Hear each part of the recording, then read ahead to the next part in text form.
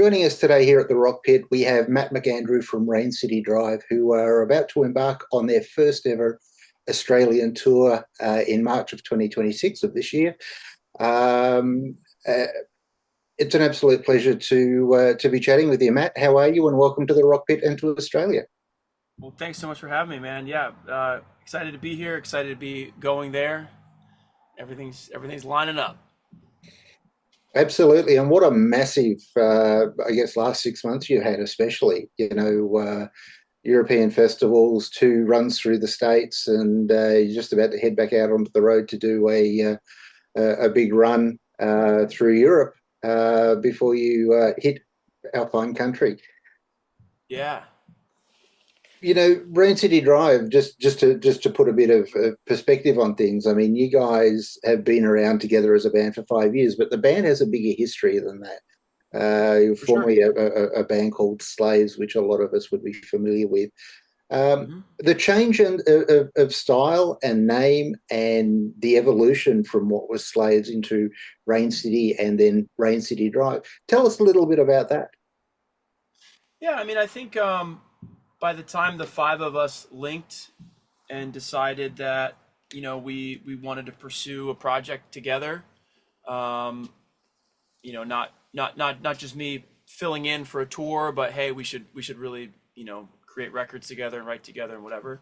I think it just felt good to recognize that and build it out as its own thing. I mean, we find it hard enough to fit all of our own songs into a set, even for a headline. I can't imagine trying to put in songs that are part of a separate catalog now. So I think just it was certainly important for me to, if I was really going to join fully, to feel like it was something that I could also call my own and feel ownership, whatever. And yeah, and also just to acknowledge kind of the fresh start that we've had.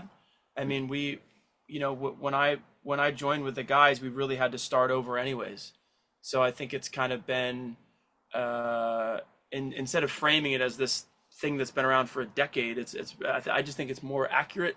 I like the name better. I think it has more of a positive connotation, and it relates to kind of how we all met initially. And so, um, in terms of the music style and progression, I think it's just the five of us and now the four of us just make the music that we make when we come together. And I think the guys were heavily involved with, well, most of the guys were heavily involved with the former records. I know for myself and Felipe and Zach at the time, to Better Days was actually also their first record, being like fully involved members and writing and stuff. So I don't know, man. It's just been like it's been a little journey to get where we're at, but it's everything that was the five of us and it's now the four of us is Rain City Drive, and that just seems like a nice organized way to frame it. Exactly. And when you look at, you go back to that first album, To Better Days, which came out in 2020, when we all know what happened to the world. Uh-huh. Obviously, that put some things on hold and slowed a couple of things down, but it was a great opportunity to get, the band and the brand, I guess, out there into people's ears, where we had nothing to do but go and look for new music and for new artists and projects like that. Do you think that, with To Better Days, that album was a great introduction or a perfect segue into what is now? Yeah, I mean, I think at the time we had been touring a lot off of Beautiful Death, and we were mindful of the fact that we didn't want to alienate fans that had been with us up till that point. And also, even though I was the new guy, and I myself had nothing to do with To Better Days, or not To Better Days, Beautiful Death as a record. It was I'd been touring on it for a year or whatever the hell it was, so I was very familiar with the songs and the style and whatever, kind of the same as the guys were. So it felt easy to just kind of stay in that mode Yeah. and do something that we felt was a good enough um, through line from that, but also obviously unique in its own way, just because it was the five of us. And like I'd mentioned before, it was my first record with the guys, but it was also basically Zach and Felipe's first record as well. So a lot of different kind of new flavors in terms of the project, right? So um, and it was a kind of a whirlwind record. We had 40 days to write and record it in the studio, and Wow. not a lot of resources. So it was just sort of like whatever it was is going to be what it was. So, um, you know, it was great. It's something that I know we're really proud of, and it was funny at the time because I think just nobody knew what to expect, and I think it's become a fan favorite. But at the time, there was a lot of maybe doubt around Yeah. how it was going to turn out, and we felt like we were sitting on a quality product, and it was fun to put the songs out and have a lot of people be like, all right, well, this song's pretty good, and then another one, all right, this song's pretty good. So Yeah. you know Yeah. For sure. And then you go to Rain City Drive, and I think that becomes the self-titled album. Obviously, becomes something that is more uniquely the group that we hear. The influences that you have brought into the band. Give me a little bit of insight into that. I mean, I hear so many other things other than the post hardcore emo associations with the name in the past. You have a real pop sensibility about you, which I find completely charming in all of this. You know, oh, it's thanks, such man. a fresh element um, to what was, I guess. Tell me a little bit about your musical background and your influences, and how you introduce that and how you twist that to being the sound that is Rain City Drive today. So yeah, I mean, I did not grow up listening to many heavier bands or post hardcore bands. Like my rock bands were like the Beatles to Led Zeppelin, and then some more modern indie and alternative acts, but nothing really too heavy. And when I joined the band, my introduction to a lot of post hardcore bands was us touring with them. Yeah. So I'd never heard of them. Like even with Slaves, I'd never heard of Slaves. I'd never heard of Johnny before agreeing to do the gig last second. So definitely kind of a whirlwind for me. But I mean, in terms of my background as a writer and as a singer and whatever, I just really prioritize the vocal and the melody, the lyrics, and trying to bring maybe a little more of like a traditional song structure, songwriting to the process. So for me, as long as all the songs are buttoned up on that front, where I could sit down at a piano or pick up an acoustic guitar and play the song, and it would stand alone. I think that's my concern. And the other guys are great at what they do, and they are so well versed in the genre that we're in musically, instrumentally, that we always feel confident. Like if we were to go in with just a more of a pop leaning idea, that's just a vocal acoustic thing, like they would be able to make anything a rock song. You know what I mean? If that Yeah. makes sense. And if they come in with an instrumental, I'm gonna do my thing, which is like right, kind of a more pop leaning vocal. I don't know how to do the super harsh vocals, so that's always been like a limitation there. So yeah, that's kind of how it comes together. Now, the latest single, "Live or Die," I mean, that's a prime example of, and if you look at the three tracks that make up the release, there's the instrumental, and then there's the stripped back version. That really does show the depth of the band, and I mean, it really is, quite an intriguing listen. I Oh, absolutely thanks, love man. it. Thank you, I dude. love Hell it yeah. when bands sort of take you on that journey of the song and the interpretation, because you picture that this is how it's written, this is how it was structured, and this is sort of the bare bones, and you have obviously the main single, which is the finished product. So it's really nice Hmm. seeing it from both worlds. And from what you've just said, the band had written stuff, you have melodies and ideas, and it all gets thrown together and it comes out as being something magnificent. I did watch an interview with you on YouTube the other day, and Okay. I think it was just before one of the European shows, Super Pow or something in Europe, middle of last year, where you Okay. turned around and said that Live or Die was described as your gent in sync track.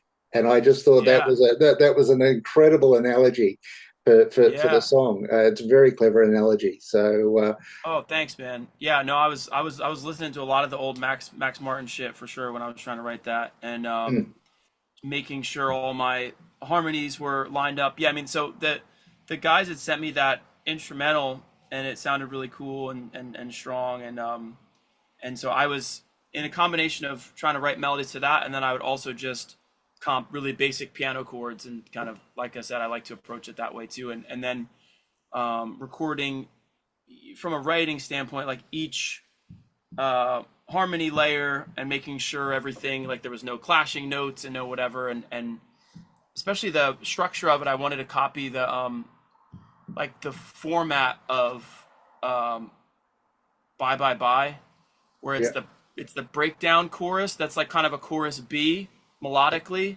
and then it does that and it repeats it again, and then the main chorus comes back. So that's what I tried to do on Ride or Die, and but I had to make sure all the harmonies worked when they overlapped, which was fun. So yeah, it was a good little project. I feel like anytime you're working on a record, or anytime you even just work on a song, there's like it's like a learning process, right? And it's like, yeah, I guess even somebody who's a, a painter or sculptor or whatever, you're making these things, and some of them are just like, well, that was a study in this and it didn't turn out that well, or this turned out better or whatever. But um yeah, I feel like I always have some kind of a focus, and that was kind of the main thing that I took out of that, was just kind of delving a little deeper, putting a little more time into the vocal arrangement, and so I'm sure some of that I'll take with me in the future, and some songs will do. There'll be more of a stripped down vocal production, but yeah. yeah, yeah, for sure. Now the 2024 album, things are different now. I mean, what a great way to chapterize, I guess, the evolution to that point. Are you surprised or amazed by the reception that you guys receive? I mean, you guys have a solid million streams, listeners a month. Um, Yeah. are you amazed by how that's touched and connected with so many people? Hmm. I feel like it's a mixture of that and a mixture of for forgetting, like taking those numbers, those big numbers out of context, and just thinking, yeah, but so and so has double that.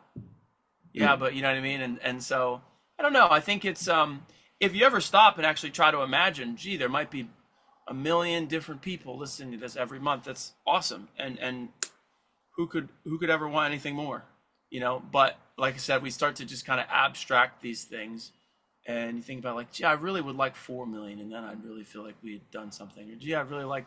So I think it's important to always have this feeling of forward momentum, and I think that's what what happens a lot of times in music. If somebody comes out of the gate too hot, and then they feel like they fall off, even if where they land is a great place, and I've always admired uh, Radiohead's journey for putting out Creep.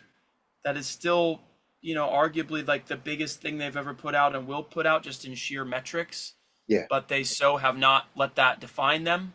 no, And it's great, because it would have been so easy. I'm sure there was people at the label that were like, what do you mean you're not giving us another Creep, and feeling like the Benz was a failure or something. But anyway, so I think it's with that in mind, I was very excited when we hit a million monthlies, and that had always been a big little goal of ours to check off the list. But yeah, it's been really fun with Rain City, because I feel like um, we started from a very humble place, and we've just seen every every year, every whatever, just kind of slowly moving forward. Whether it's the streaming metrics, whether it's like the way we make records, like not 40 days come up with it and that's it anymore, or whether it's we're not like all sleeping, sitting up on top of each other in a van, and so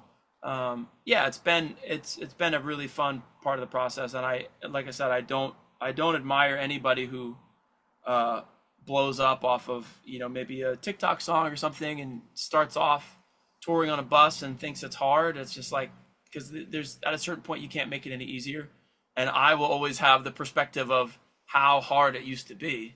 Yeah, So I'll think if I am laying down at night and if I get to shower at the venue, I'm like, this is great, So sure. Now, is this your first time to Australia, Matt? I did the second tour I ever did with the guys was a Slaves tour that was to Australia. So it'll be my second time. Yeah. Fantastic. And I mean, did you get much chance to see much of the country beforehand on that last tour? I mean, usually Australian tours are pretty quick. They're in. Yeah. They're pretty quick succession of dates, and then you're out again. Yeah, for sure. Yeah, I mean, I don't feel like I got to see too much, and it's hard too because the cities, from what I remember, are pretty spread out, right? The Yeah, major yeah, markets that you'd hit. So, um, I have like a childhood friend that lives in Sydney, so that was the most of kind of exploring I got to do. I met up with her, and we kind of got to run around a little bit, which was a lot of fun. Um, we went to is it Phillip Island? yeah, To yeah. Phillip Island when we first landed.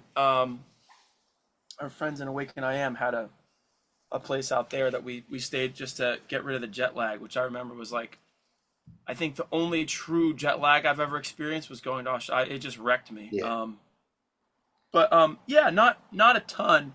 So I would love to see if I could explore a little more this time. It's just just you don't have that much Yeah. time. But Yeah, no, for sure. Now, for people out there that may not be familiar with Rain City Drive and your live show, tell us a little bit about what we can expect. What do you hope you convey to an audience live? mm, I don't know. I think our shows are really great for the fans that want to come and sing along. We're not the obviously like the heaviest band in the world, so it's not a lot of the energy doesn't come from that, and you'll see it on when we're part of a larger touring package or a festival or whatever. A good Rain City show for us typically is just one where they're singing along pretty loud. So I think if you came to do that, you'll have a pretty good time. Myself personally, I'm just always thinking about what to do with my body and not look awkward, but I somehow managed to do it anyways. Absolutely. Absolutely. All right, Matt. Well, thank you so much for chatting to us here at the Rockpit. We look forward to seeing you here in Australia in March for a Thanks, man. series. I think it's 5 shows across the country. Um, Perfect. Look, I'm intrigued. I'm excited to come and check you guys out. I think it'll be a hell of a lot of fun, and I do love what you do. Having that heavier style with what you offer as far as melodic sensibilities is just incredible. So, Thank you, man. for anybody that's watching this, I recommend you check out Rain City Drive. In the meantime, go and buy your tickets and support these incredible guys who are making the effort to come and see us all. So thank you for your time again, Matt. Any final words for the fans? Just thank you guys so much for listening, and that's my favorite part actually about touring is getting away a little bit from just the metrics and the numbers on the screen and talking to a fan that is maybe like, oh, my favorite song is something that shocking to us is not in the Spotify top 5 or top 10, and it's a nice reminder to that there are real people that are actually listening to the music, and obviously we couldn't do any of it without them. So if you're a fan and you want to come to the show, we'd be happy to sing them with you. So yeah, Fantastic. Thank you so much, Matt. Thank you for your time again, and we'll see you in a couple of months. Have a blast out on the road, and thank you, stay man. safe till we see you again. Same, brother. Thanks, man. Thanks, Matt. All right, cheers.